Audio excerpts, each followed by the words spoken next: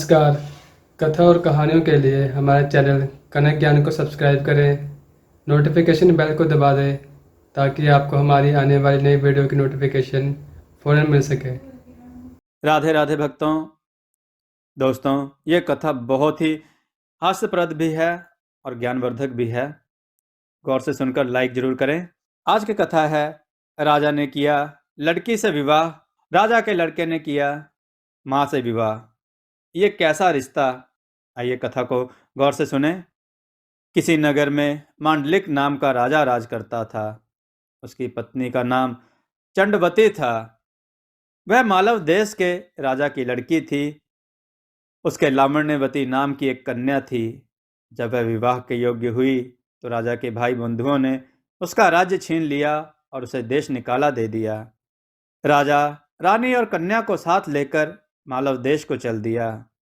रात को वे एक वन में ठहरे। पहले दिन चलकर भीलों की नगरी में पहुंचे। राजा ने रानी और बेटी से कहा कि तुम लोग वन में छिप जाओ, नहीं तो भील तुम्हें परेशान करेंगे। वे दोनों वन में चली गईं। इसके कुछ देर बाद ही भीलों ने राजा पर हमला किया। राजा ने मुकाबला किया, पर अंत में वह मारा गया। भील वहां से फिर चले गए। उसके जाने पर रानी और बेटी जंगल से निकलकर आईं और राजा को मरा देखकर बहुत दुखी हुई। वे दोनों शोक करती हुई एक तालाब के किनारे पहुंची। उसी समय वहां एक राजा अपने लड़के के साथ घोड़े पर चढ़कर शिकार खेलने के लिए उधर आया। तो दोनों स्त्रियों के पैरों के निशान देखकर राजा अपने बेटे से बोला, अगर ये स्त्रियां मिल जाएं तो जिससे चाहो विवाह कर लेना। लड़के ने कहा, छोटे पैर वाली छोटी उम्र की होगी, उससे मैं विवाह कर लूंगा, आप बड़ी से कर लेना। राजा विवाह नहीं करना चाहता था, पर बेटे के बहुत कहने पर राजी हो गया। थोड़ा आगे बढ़ते ही उन्हें दोनों स्त्रियां दिखाई दी। राजा ने पूछा, तुम कौन हो? रानी ने सारा हाल कह सुनाया। राजा उन्हें अपने घर ले गया। संयोग से रानी के पैर छोटे थे, पुत्री के पैर बड़े, इसलिए राजा ने पुत्री से विवाह किया तथा लड़के ने रानी से, और इस तरह पुत्री सास बनी और माँ बेटी की बहू।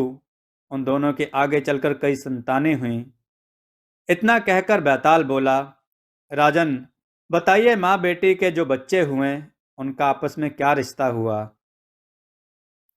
यह सवाल सुनकर राजा बड़े चक्कर में पड़ा। उसने बहुत सोचा, पर जवाब ना सूझ पड़ा, इसलिए वह चुपचाप चलता रहा। बैताल यह देखकर बोला, राजन, कोई बात नहीं, मैं तुम्हारे धीरज और पराक्रम से बहुत खुश हूं। मैं अब इस मुर्दे से निकलकर जाता हूं, तुम इसे योगी के पास ले जाओ। जब वह तुम्हें इस मुर्दे को सिर झुकाकर प्रणाम करने को कहे तो तुम कह देना कि पहले आप करके दिखाओ। जब वह सिर झुकाकर बतावे तो तुम उसका सर काट लेना। उसका बलिदान करके तुम सारी पृथ्वी के राजा बन जाओगे। सिर नहीं काटा तो वह तुम्हारी बलि देकर सिद्धि प्राप्त कर लेगा। इतना कहकर बैताल चला गया और राजा मुर्दे को लेकर योगी के पास चला गया। मित्रों, आपको यह कथा कैसी लगी? कथा को लाइक करें, चैनल को सब्सक्राइब करना ना भूलें, कथा को शेयर जरूर करें। जय श्री राधे कृष्ण।